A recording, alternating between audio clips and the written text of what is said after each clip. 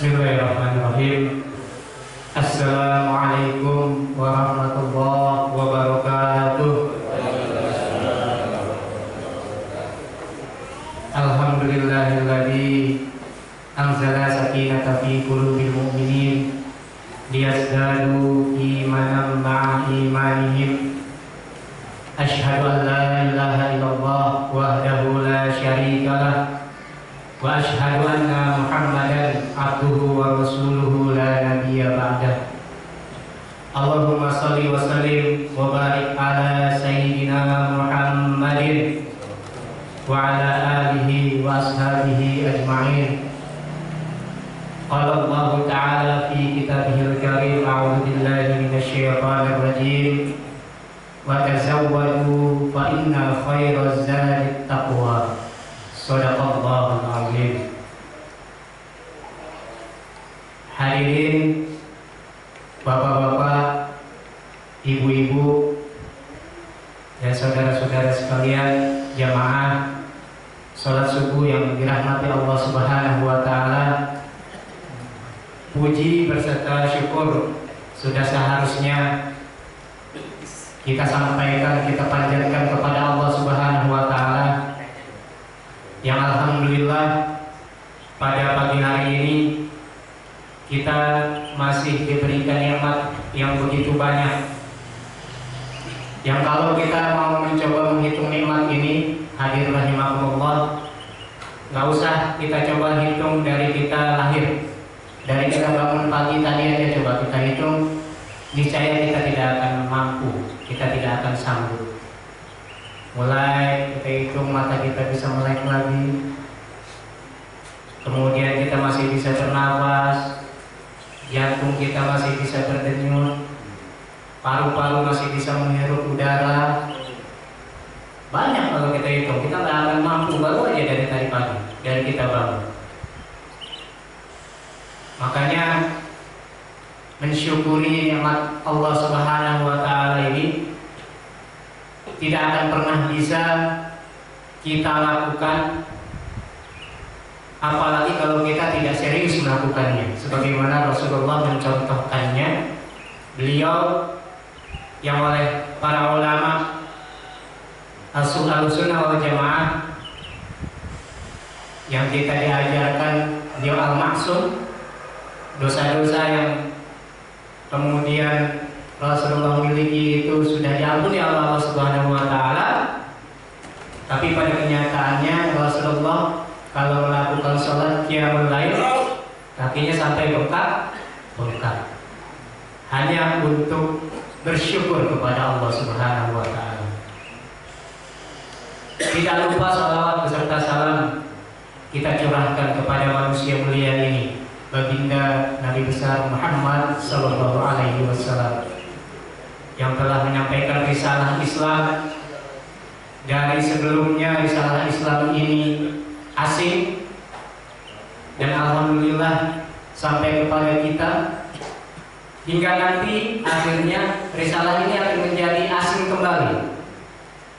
Hanya sedikit nanti orang-orang yang akan menggenggam risalah Islam ini. Nanti kita akan melihat asing lagi orang-orang yang memegang sunnah, orang-orang yang misalkan berjenggot, itu nanti akan kita lihat asing lagi tuh nanti.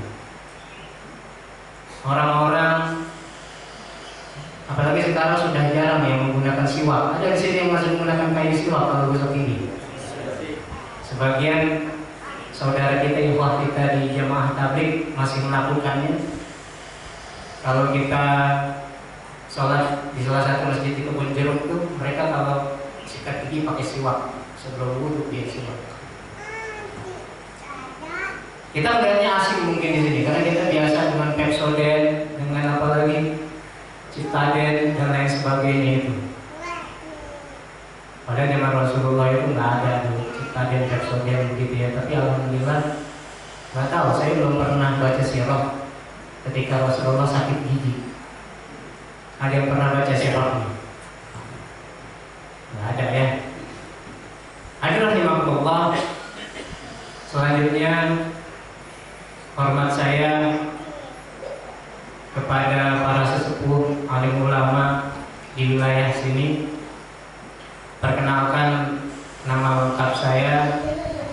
Tadi sudah disampaikan lebih sempurna lagi insya Allah, Triatno Yudo Prabowo.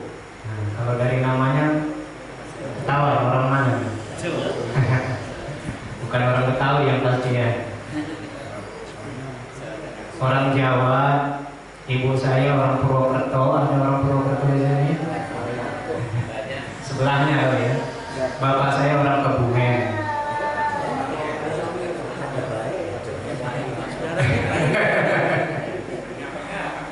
Ngapak-ngapak betul. Saya mengerti bahasa Jawa, tapi kalau diajak ngomong Jawa saya nggak bisa nyautin. Nah, karena saya dengan saudara-saudara saya, kakak adik saya besar di Jakarta.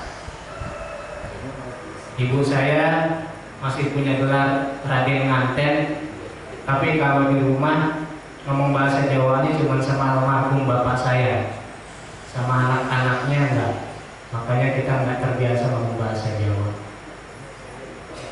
Jadi namanya ini cuma keren aja Jawanya. Kalau diajak ngomong bahasa Jawa nggak bisa nyautin gitu.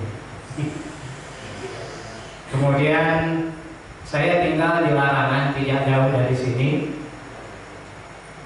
Perjalanan tadi saya pikir setengah jam, lama begitu, maksudnya nyampe di sini waktunya mepet-mepet, ternyata cepat. Karena dari Larangan ke sini nggak macet, malam-malam. Saya biasa, salah satu majelis taklim saya soalnya di bandara.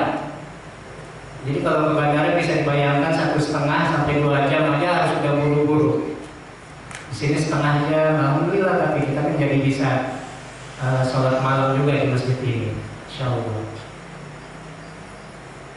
Istri saya 4 kalau berdasarkan profesi saya, katanya begitu.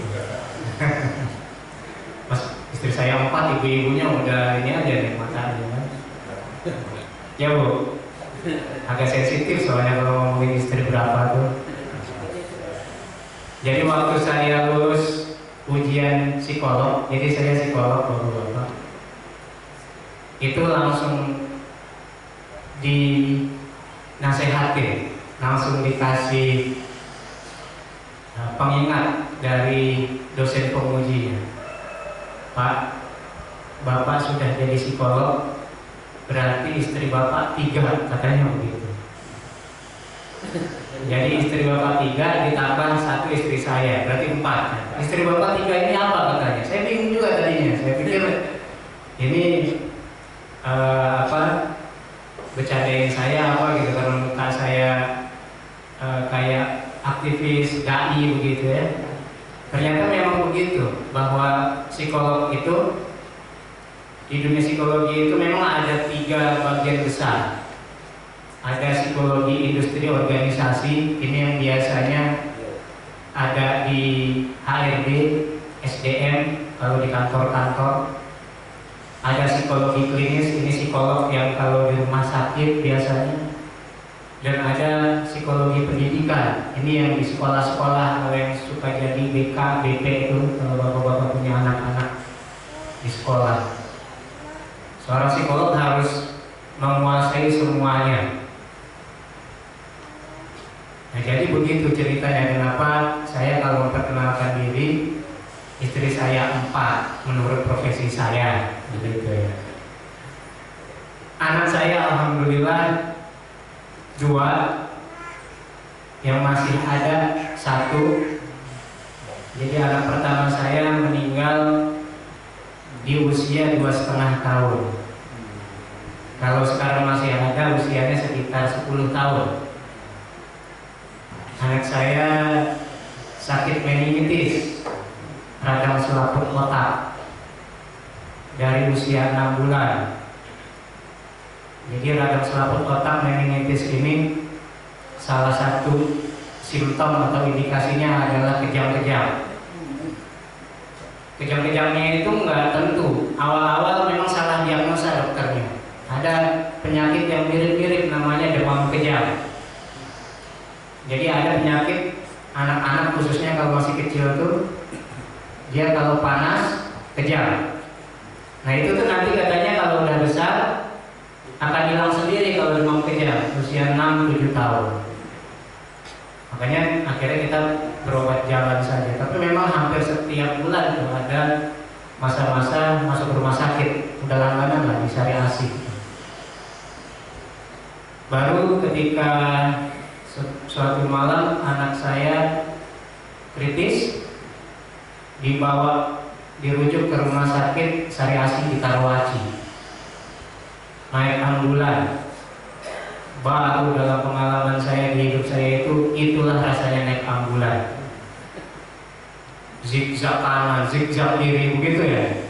Ini kan kalau kita baru dengar aja tuh, atau baru ngeliatin gitu kan, oh naik ambulan begitu enak apanya kalau di dalam kan gitu. Nah sampai kemudian di Syariah Asih Karawaci baru tuh ada spesialis dokter syaraf, spesialis syaraf anak, subspesialis jadi sudah spesialis syaraf. Syaraf ini ada syaraf orang dewasa, ada syaraf anak, ada subspesialis syaraf anak.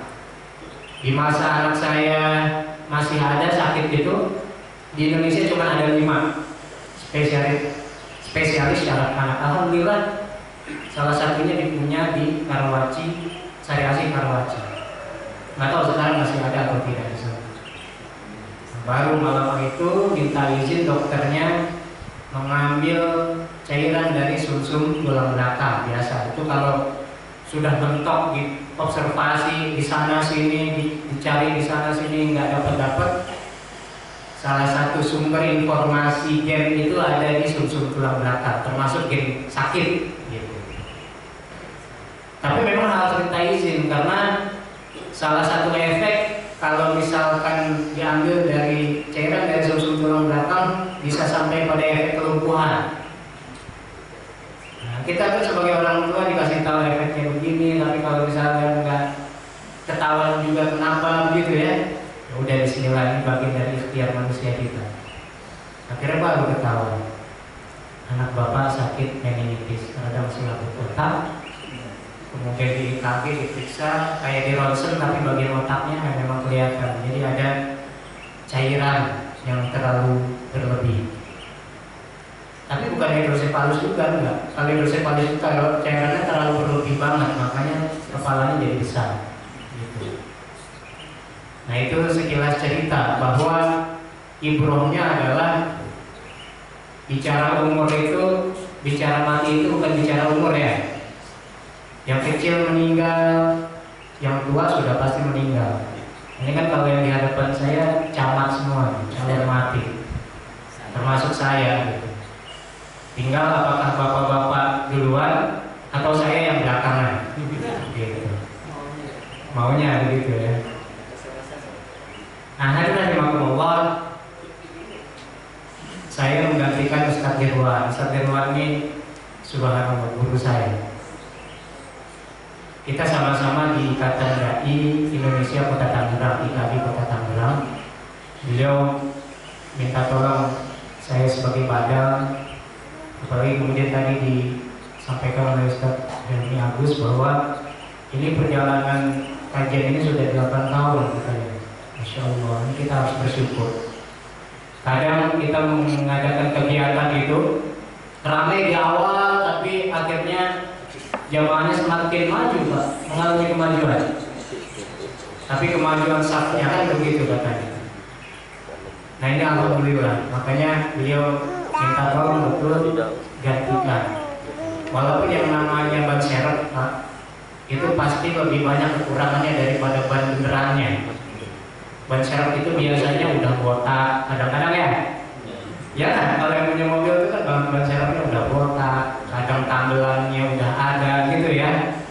Makanya mohon maaf kalau kemudian nanti sangat jauh daripada kajian yang disampaikan Ustaz Dirwan.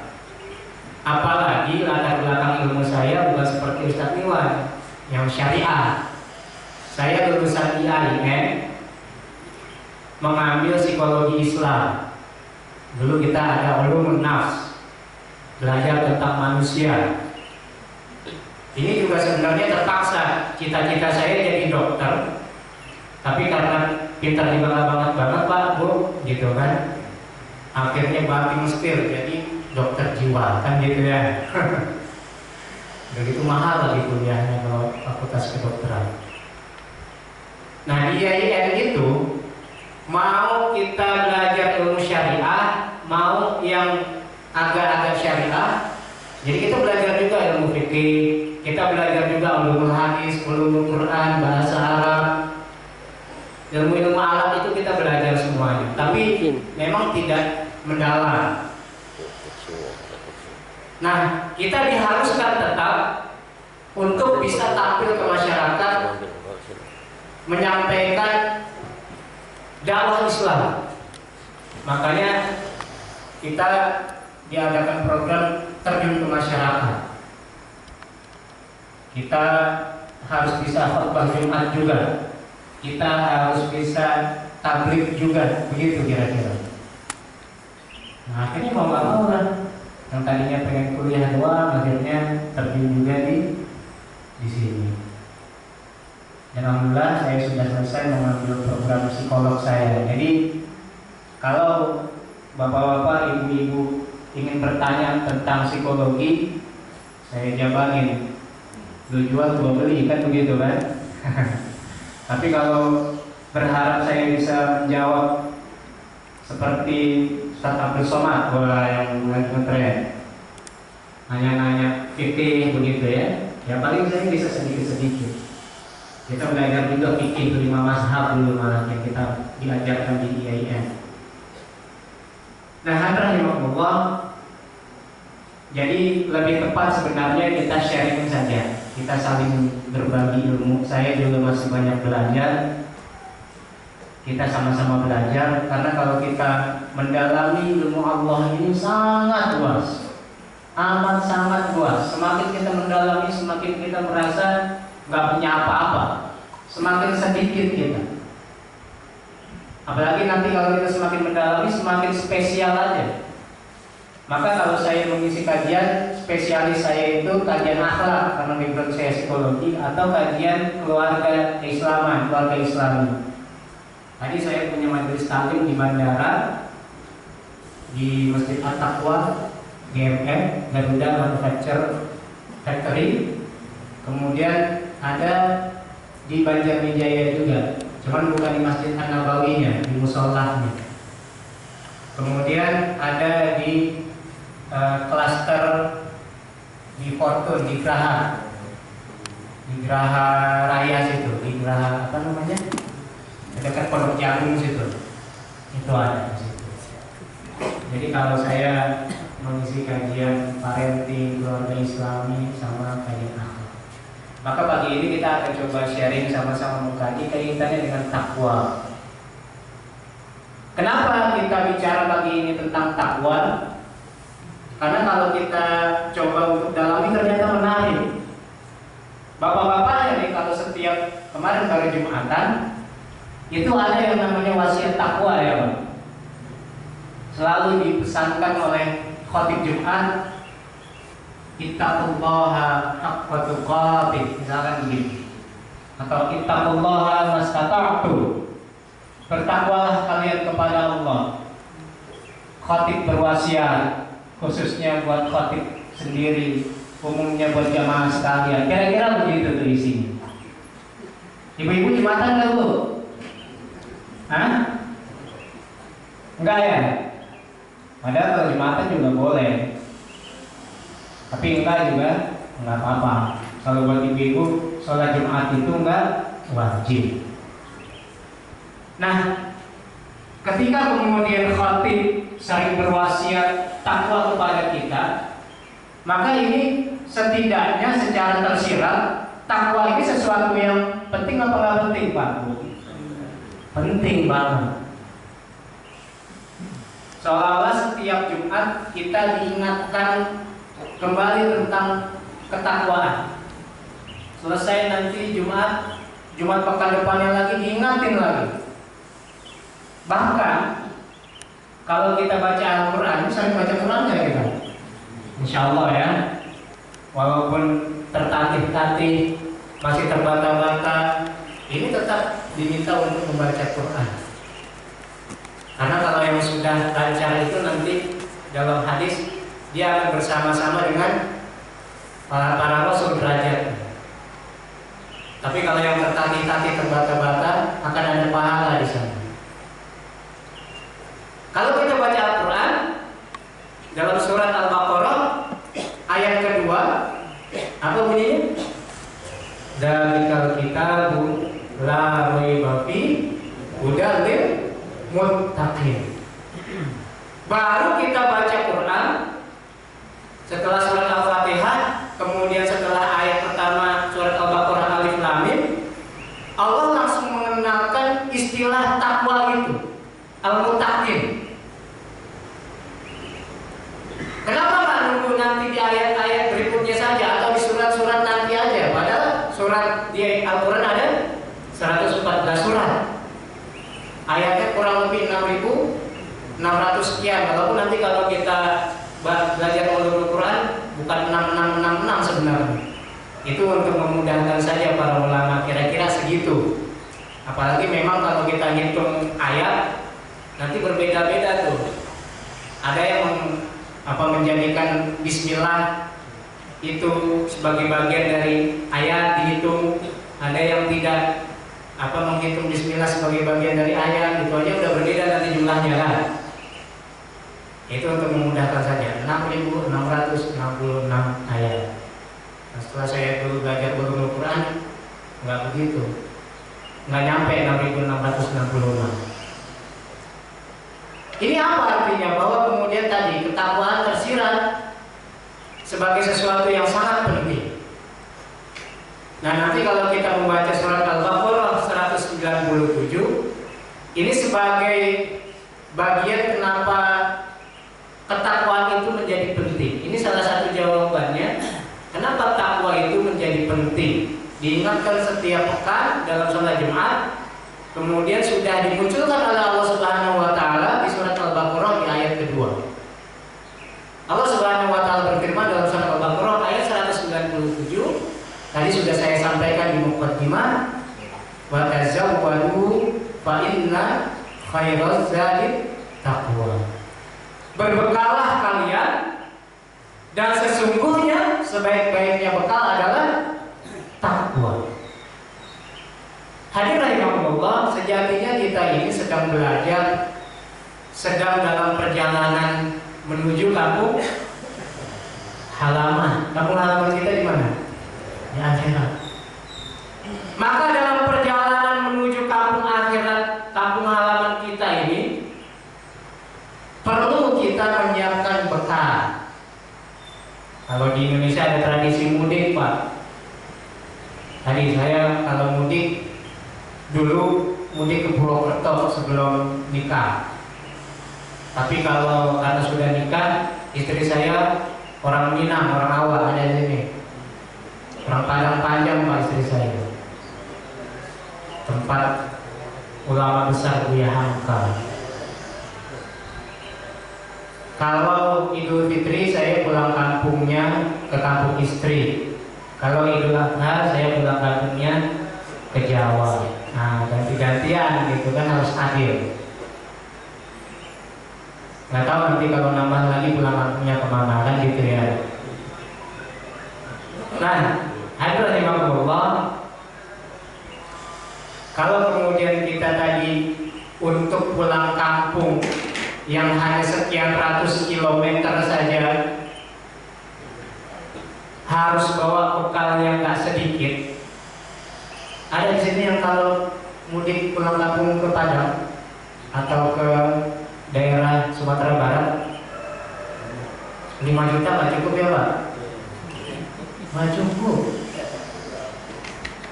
Kalau ke Jawa masih mending kan? Apalagi nanti di sana ada mini mama, ada anak kemenakan begitu ya. Masih 20 kecil sih 20, cuman ada 100 sudah berapa?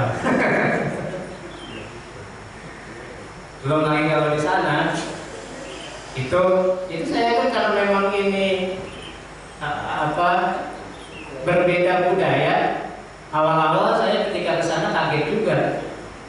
Habis kita silaturahim ramah tamah sholat Idul Fitri itu, habis di keluarga keliling kita. Setiap keliling itu dikasih makan. Dan kalau nggak makan itu semacam kayak menghina begitu ya, nggak menghormati gitu loh. Awal saya kan nggak tahu ya, namanya dikasih makan kita ngambil makan seporsi kita kan, makan gitu. Pas di tetangga yang lain dikasih lagi, udah 2 piring gitu. Masuk ke tetangga yang lain ditawarin lagi 3 piring, kebayang nggak? Baru dari situ udah begah gitu kan kalau bahasa kita. Nah di rumah baru dikasih tahu, harusnya tadi ngambilnya sedikit-sedikit aja. Lah bukannya dari tadi di awal ngomongnya begitu kan. Kasih tahu kenapa gitu. Supaya ya ternyata taktiknya begitu, sedikit makan di sini. Yang penting nggak menolak. Nah, rahimahullah, yang hanya sekian kilometer kita mampu dan mau untuk berbekal. Apalagi kalau kemudian perjalanan kita adalah perjalanan yang sangat jauh. Dan perjalanan ini bukan titik akhir, tapi awal permulaan kembali begitu loh. Ini kan belum lama ada viral ya di media sosial, ada perempuan yang mati suri selama 2 jam. Ada yang dengar ceritanya. Jadi dalam 2 jam itu dia ketemu dengan ayahnya yang sudah meninggal, kemudian melihat orang-orang disiksa, melihat orang-orang yang mendapatkan kebahagiaan. Ternyata itu adalah alam kubur. Jadi mati itu bukan selesai masalah, Bu, Pak. Jadi salah besar kalau orang ada yang ingin selesai masalah kemudian berharap mati. Padahal dengan mati itu masalah juga nggak selesai ternyata. Muncul masalah baru, dan masalah baru itu lebih asasi. Nggak bisa kemudian kita pakai fulus tuh di situ nanti. Malaikat kita sobok begitu, mana mau malaikat kita sobok.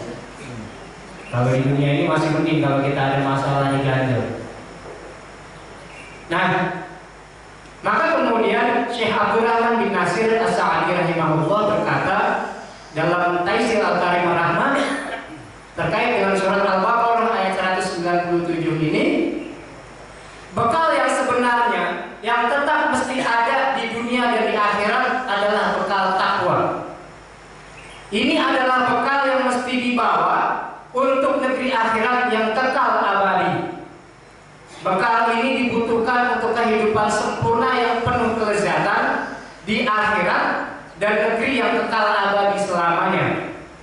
Siapa saja yang meninggalkan bekal ini, perjalanannya akan terputus dan akan mendapatkan berbagai kesulitan. Bahkan ia tak bisa sampai pada negeri orang yang bertakwa, yaitu surga. Bukan saya nih yang ngomong, bapak-bapak ibu. Ini Syekh Abdul Rahman bin Nasir. Jadi beliau menyampaikan kalau kita akan memiliki bekal ya akan terputus. Sama kalau kita dalam perjalanan mudik bekal habis, selesai urusan gitu kan, lontang lantung di masjid begitu ya.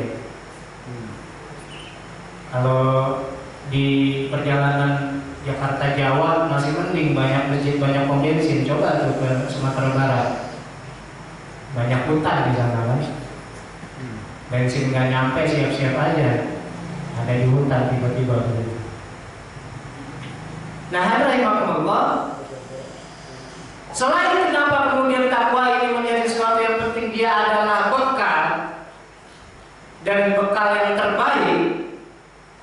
Allah Subhanahu wa taala mengingatkan di dalam surat Al-Hujurat ayat 13 bahwa dalam potongan ayatnya, inna akramakum indallahi atqakum. Derajat seseorang di sisi Allah Subhanahu wa taala, kebaikan kemuliaan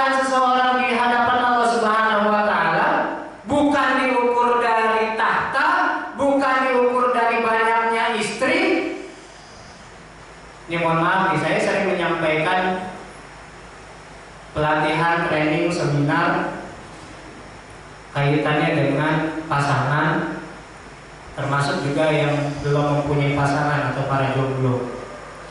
Ada yang jomblo di sini? Ada nih para remaja kita ya. Saya sudah ngadain training seminar buat para jomblo. Tapi juga saya sering mengadakan training seminar buat yang sudah memiliki pasangan.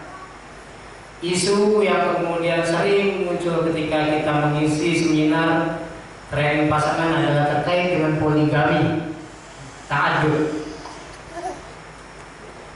Ada fenomena yang ini juga kemudian sering menjadi saya perhatikan begitu ya. Ada mispersepsi dari para bapak-bapak laki-laki terkait dengan poligami atau ta'addud, menganggap seolah-olah ini sebuah kewajiban. Kalau ta'addud itu udah gagal banget kan, gitu katanya. Padahal ulama itu menghukumi ta'addud, setinggi-tingginya hukum ulama terhadap ta'addud apa? Sunnah. Sunnah apa? Gak wajib. Yang sering salah kaprah adalah mengejar sunnah, kemudian lupa dengan kewajiban istri pertamanya, atau bahkan merusak kewajiban rumah tangganya. Tiba-tiba pulang udah bawa gandengan baru. Ini kan salah kaprah, ya enggak? Karena kalau Ustaz Arif Ilham juga, kalau kita ke Azikro, istrinya berapa Ustaz Arif Ilham? 3. Baru 3 gitu. Tapi lihat dong apa yang disampaikan oleh Ustaz Arif Ilham. Jangan berani-berani katanya kalian berpoligami kalau sholat subuh aja masih dibangunin sama istri. Pak, ada yang sholat subuhnya tadi masih dibangunin sama istri. Jangan mimpi poligami.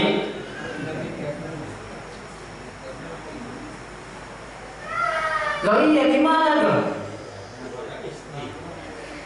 Kita sering mengatakan ar-rijal qawwamun 'ala nisa, laki-laki ini pemimpin, saya pemimpin loh. Tapi pada kenyataannya nggak pantas jadi pemimpin di rumah.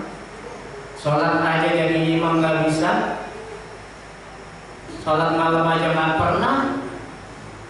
Padahal apa yang diajarkan Rasulullah? Rasulullah itu mengajarkan laki-laki kalau udah nikah, kalau bangun sholat malam, bangunin istrinya, percikan air.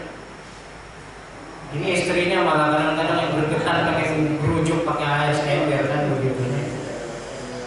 Ya Bu, betul nggak Bu? Bilang iya, ada bapaknya di sini. Bilang enggak, ya memang begitu kan gitu ya.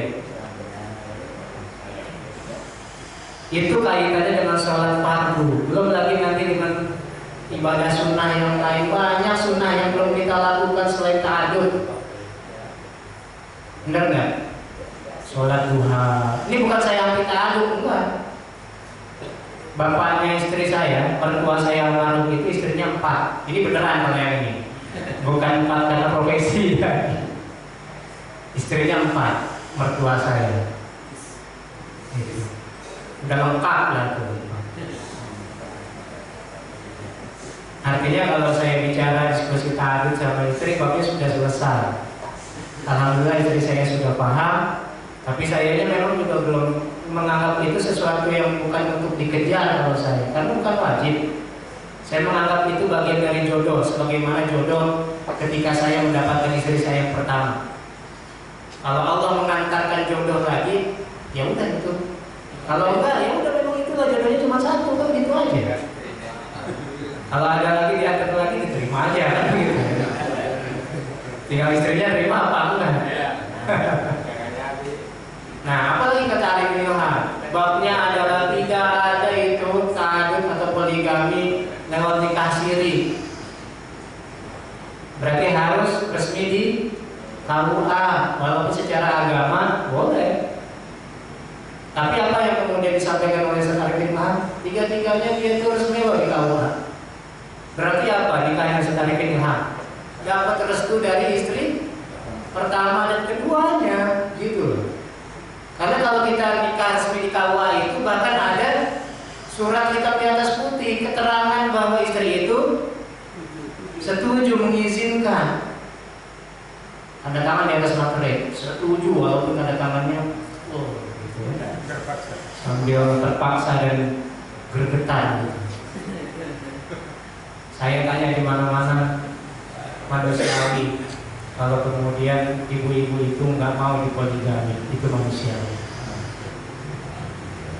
Bapak-bapak mau nggak dipoligami? Kalau nggak ada syariat ini aja tebak-tebakan gitu. Nah, Ibnu Katsir rahimahullah berkata di dalam tafsir Ibnu Katsirnya, sesungguhnya kalian bisa mulia dengan takwa, terkait dengan surat Al-Hujurat ayat 13 ini, dan bukan dilihat dari keturunan kalian. Jadi ketika posisi derajat kita, kemuliaan kita di hadapan Allah Subhanahu wa taala itu dikaitkan dengan takwa, kata Imam Ibnu Katsir adalah memang seperti itu, bukan karena keturunan. Nanti kalau karena pendapat sahabat Ibnu Abbas radhiyallahu anhu, mulianya seseorang di dunia adalah karena kaya, namun mulianya seseorang di akhirat karena takwa. Maka ini lagi-lagi sisi manusiawi. Betul, orang kaya itu dalam perspektif pandangan masyarakat dia mulia di dunia, ya kan? Lebih didengar dong orang yang nyumbang ke masjid 100 juta daripada yang cuman kemudian ngasih celetak begitu, bunyi gitu, cetok gitu kan, apa kayak bunyinya gitu, tapi bunyinya kencang banget begitu kan. Berarti cuma berapa tuh? Paling gede 1000 kan. Tapi kalau celetak gitu kan, nggak apa-apa tuh, sampai juga 1 juta ada gitu kan. Beda tetap manusiawi. Karena ternyata menurut Ibnu Abbas radhiyallahu anhu juga memang begitu. Dia tetap dipandang mulia di dunia karena kekayaannya. Ada rahimahullah, ini kan kaitan dengan kekayaan, kita kadang salah kaprah juga. Seolah-olah orang yang bertakwa akhirnya nggak boleh kaya. Kita menjadi salah persepsi, misalkan melihat ada seorang ustadz, ulama yang kaya.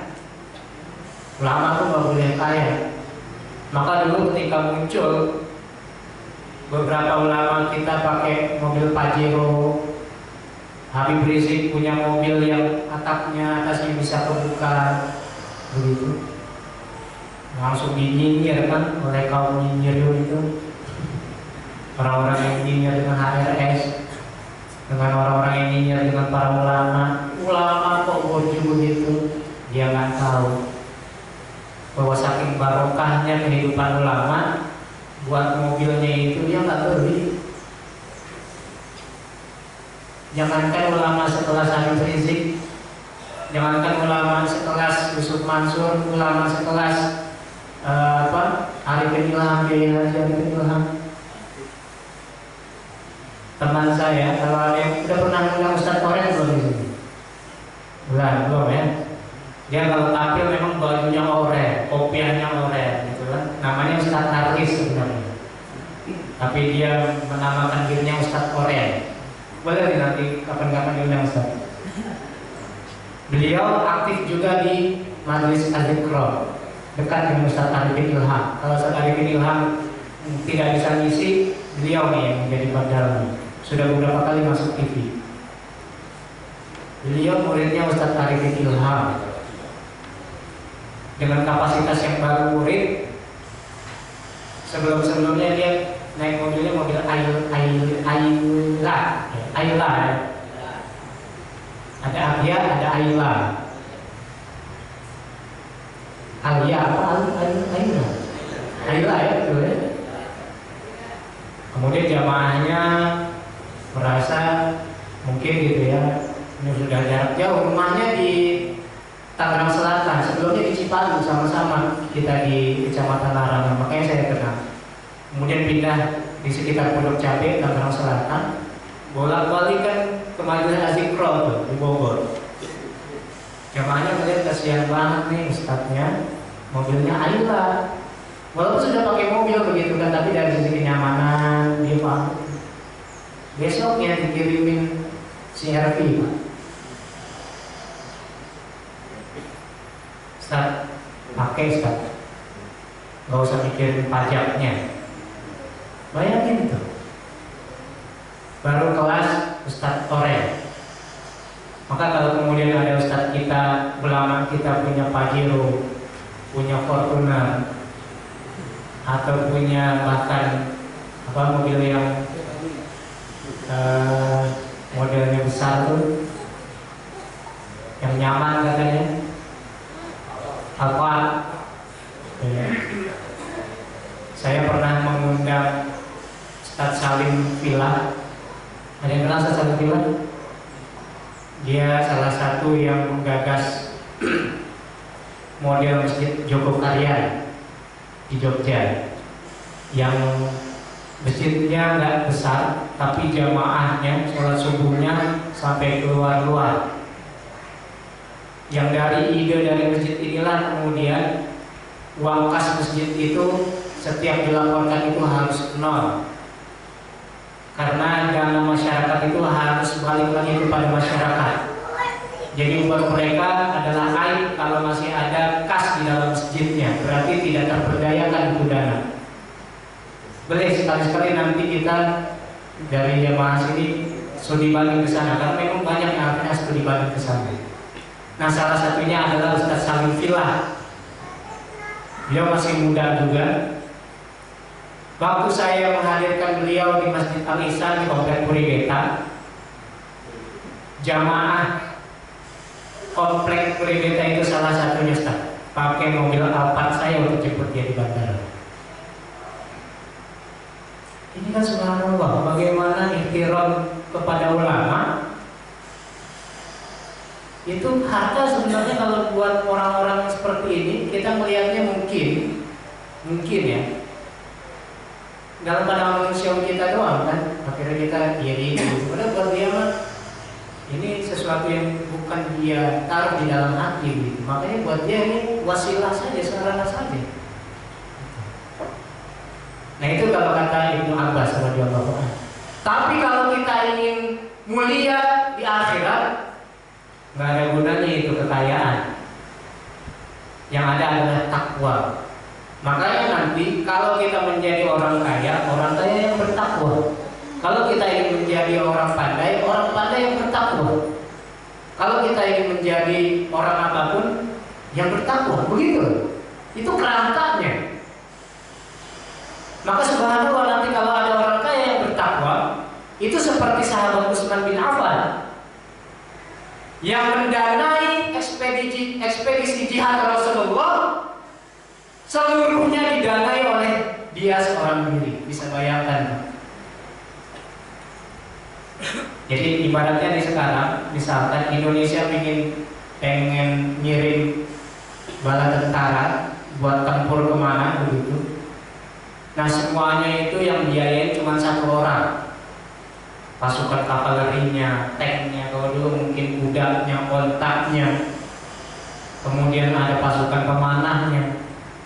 Itu dibiayai seorang diri oleh Utsman bin Affan. Makanya sampai sekarang itu masih ada dibuat oleh pemerintah Saudi satu rekening Utsman atas nama Utsman, yang hasil dari ketika Utsman beli sumur Yahudi, yang sumur ini dulu di monopoli. Kalau mau beli air di situ harus beli,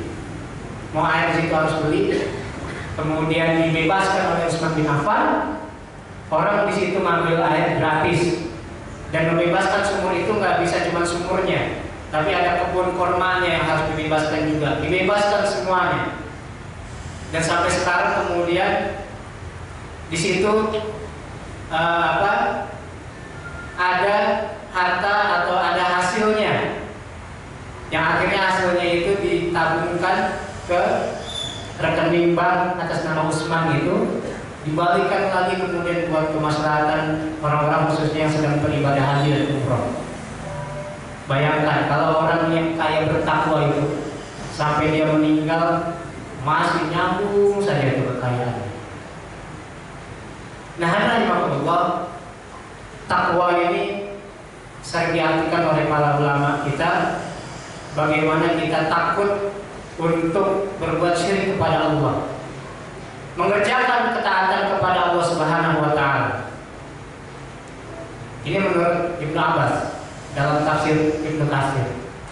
Maka kalau kita sholat Jumat itu diwasiatkan takwa, mengerjakan segala yang diperintahkan Allah Subhanahu wa taala dan menjauhi apa yang dilarang oleh Allah Subhanahu wa taala. Itulah takwa.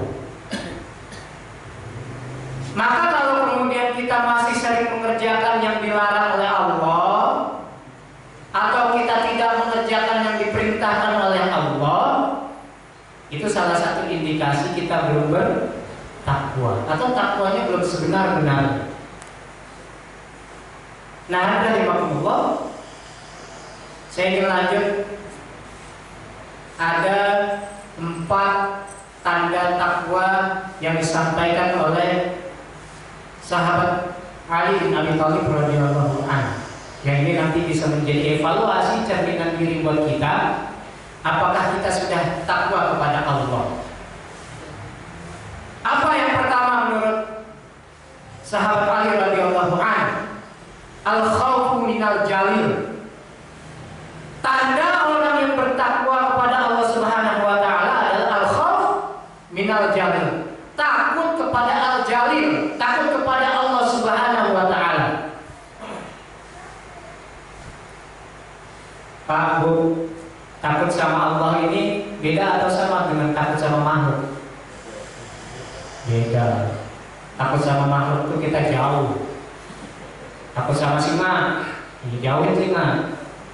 Takut sama harimau, jauhin harimau. Takut sama istri, deketin. Jangan jauhin istri. Takut kepada Allah Subhanahu wa taala itu bahwa takut tidak mendapatkan ridhonya menurut para ulama. Ya Allah, Pak, Bu, kalau Allah udah gak ridho itu susah. Makanya kan mendingan kita punya harta banyak, Allah ridho. Rumah besar, Allah ridho. Mobilnya nyaman, Allah ridho, begitu ya. Daripada udahlah mobilnya ringsek, Allah nggak ridho. Rumah atapnya pada bocor, Allah nggak ridho. Waduh, nyesek banget tuh. Tapi subhanallah, ini sesuatu yang benar, Pak. Ketika Allah ridho itu selalu ada kecukupan sebenarnya. Makanya sebenarnya konsep kaya itu bukan kepada banyaknya harta, tapi merasa cukup dengan harta, itulah kaya. Orang miskin itu adalah orang yang gak merasa cukup dengan harta. Iya nggak? Makanya subhanallah, kalau ada di sini, saya kadang-kadang itu kita dapat foto-foto viral di medsos, bagaimana seorang driver Gojek yang dia kemudian lagi dalam perjalanan istirahat, video call sama istrinya, gimana kabarnya Umi, begitu kan? Walaupun hanya seorang driver Gojek. Dan dalam pekerjaan itu kan nggak ada yang hina. Tapi kita lihat dong konteksnya apa? Bahwa dia dengan penghasilan driver Gojek, teman saya ada, salah satu murid saya jadi driver Gojek. Dia bilang kalau rajin itu bisa 10 rit gitu ya, bisa lebih dari 10 rit bolak-balik nganterin gitu tuh. Itu kira-kira adalah yang dia save dalam sehari yang sudah bersih itu 100.000, berarti 3 juta. 3 juta. alhamdulillah cukup-cukup aja, berkah malah hidupnya. Dia selalu kemudian bisa mengatur waktu, nggak akan mengambil penumpang, naik penumpang kalau udah mau masuk waktu sholat. Setiap sholat berarti dia ada di luar, nggak ke masjid. Ini kan yang bikin kaki kita kadang-kadang pegel ke sholat itu kalau udah di rumah sebenarnya, udah posisi enak begitu kan. Tapi kalau udah nonton TV, nanggung begitu kan. Nah, rahimahullah, al-khawfu minal jalil, takut kepada Allah Subhanahu wa taala. Maka kalau hidup kita ini sudah tidak takut bahwa Allah tidak ridho, hati-hati. Kita termasuk orang-orang yang tidak bertakwa kepada Allah. Apa kita tidak takut Allah tidak ridho? Korupsilah akhirnya kita. Saya pernah jadi HRD, manajer HRD. Salah satu yang tidak saya suka dengan perusahaan itu adalah politik kantornya. Mau naik jabatan sikut sana sikut sini, nerima pegawai aja baru ujian atau tes pegawai itu udah ada yang nawarin, Pak butuh apa Pak yang bisa dibantu. Bahasanya begitu kan, butuh apa Pak yang bisa dibantu. Padahal kalau bahasa kita nangkepnya ngomong yang gua kan gitu. Ya kan, kadang-kadang kan bungkusnya itu loh yang kita menjadi abu-abu. Ada yang halal itu jelas, kata Rasulullah, yang haram itu jelas. Tinggal ditanyakan ke hati. Kalau hati kita udah nggak seret, berarti itu kira-kira Allah sudah nggak ridho. Udah itu. Tanyakan ke hati, kata Rasulullah, kalau kita bingung dalam sebuah kondisi. Yang kedua apa Pak? Kata sahabat Ali radhiyallahu anhu, wal amalu bitanzil, beramal sesuai dengan wahyu, berdasarkan wahyu, berdasarkan kitabullah. Maka kalau kita beribadah itu dalam fikih, bagaimana semua yang kita kerjakan sebenarnya bisa bernilai ibadah, asalkan memenuhi dua syarat. Yang pertama niat ikhlas karena Allah, yang kedua adalah sesuai dengan syariat, sesuai yang diajarkan Rasulullah, sesuai dengan tuntunan kitabullah. Tadi kita sholat subuh, niat sholat subuh nggak? Niat. Sesuai syariat nggak? Sesuai. Apa buktinya? 2 rakaat. Jangan mentang-mentang kita lagi semangat, lagi semangat sholat subuh kita 4 rakaat yuk, gitu kan? Udah niat, tapi sholat subuhnya 4 rakaat saking semangatnya. Diterima nggak ibadahnya? Enggak. Sah sholat subuhnya. Atau sudah semangatnya, syariatnya sudah betul, tapi lupa niat kita. Makanya niat itu bagian dari rukun dalam ibadah, dalam sholat, dalam puasa, zakat. Nah, rahimahullah, yang ketiga menurut Imam Ali bin Abi Thalib radhiyallahu anhu adalah wal isti'dadu li yaumir rahil, mempersiapkan diri kita untuk masa akhirat. Ini tadi berbekal. Maka orang yang bertakwa itu selalu berbekal, menyiapkan diri, nabung buat masa akhiratnya. Ini tadi ya saya sampaikan, mati itu bukan masalah umur. Ada orang yang sakit meninggal, ada yang biasa-biasa aja meninggal. Saya ketika anak saya sakit itu Pak, masuk rumah sakit bolak-balik, sudah beberapa kali kemudian anak saya masuk ICU. Itu kerjaan saya kalau kemudian anak sampai cukup lama di ICU itu, pasti ada di ICU itu ada yang meninggal. Jadi kalau di ICU itu kan nggak boleh nungguin di dalam ruangannya. Kalau ada yang pernah keluarga di ICU, nanti tinggal dipanggil. Nah kalau udah dipanggil itu udah deg-degan aja tuh. Antara dua soalnya, ada informasi baik, meningkat kesehatannya, Pak ini lagi bagus nih, tolong obatnya ditebus. Atau tinggal ada informasi buruk, kondisinya ngedrop Pak. Jadi saya mengalami tidur di musola rumah sakit, kemudian sampai ngekos di sekitar rumah sakit, karena memang di ICU kan nggak boleh ya. Kalau di ruangan yang lain kita masih, di ruang rawat inap itu masih boleh dibatasi 1-2 orang tidur di situ. Di ICU nggak boleh. Mau kita nggak ada kelasnya soalnya ICU kan, IP gitu nggak ada. Ya udah kelasnya ICU itu aja. Sampai ngekos saya. Siap-siap aja gitu. Ada yang meninggal, jauh usianya dari anak saya ketika itu. Oh itu jadi pembelajar ibroh.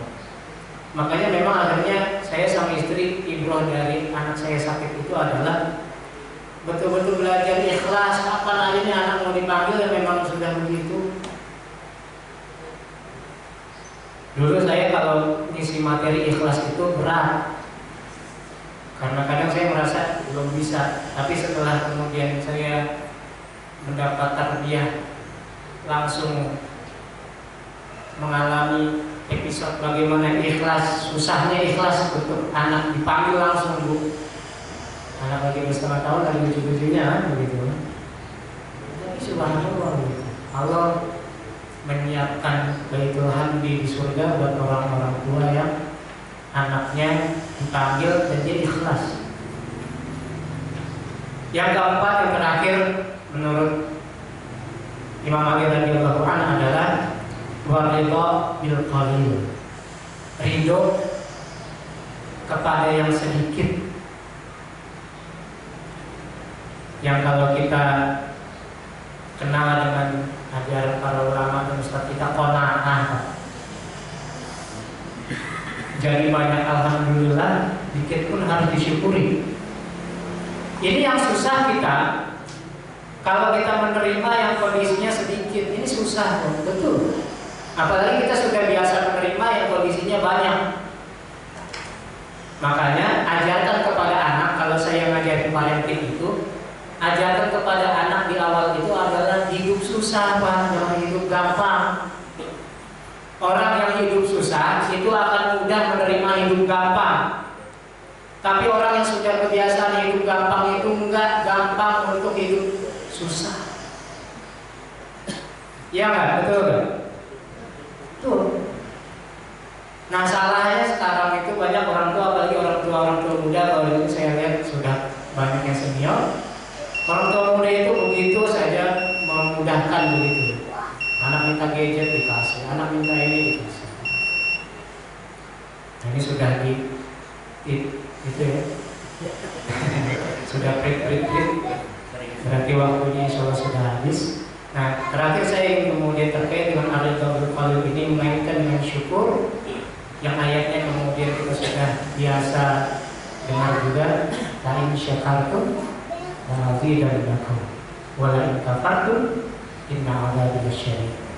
Kalau kita bersyukur kata Allah Subhanahu wa taala, kalau bersyukur pasti kami kata Allah, saya akan menambah nikmat kepadamu, pasti Pak. Pasti. La in syakartum la azidannakum. Kalimat lainnya adalah taukid, kemudian dipastikan. Tapi jika kamu kufur, lain kafartum, apa kata Allah, inna 'adzabi lasyadid. Ingat, azab saya itu sangat pedih. Makanya mudah-mudahan melalui forum pagi hari ini kita sama-sama belajar untuk bertakwa kepada Allah Subhanahu wa taala, mencerminkan diri kita, mengevaluasi diri kita atas 4 tanda orang bertakwa ini tadi. Sehingga kalau kita merasa ada yang belum tercermin dalam diri kita dari 4 hal tadi, kita segera evaluasi, kita perbaiki diri kita masing-masing. Hadanallahu wa iyyakum ajma'in. Wassalamualaikum warahmatullahi wabarakatuh.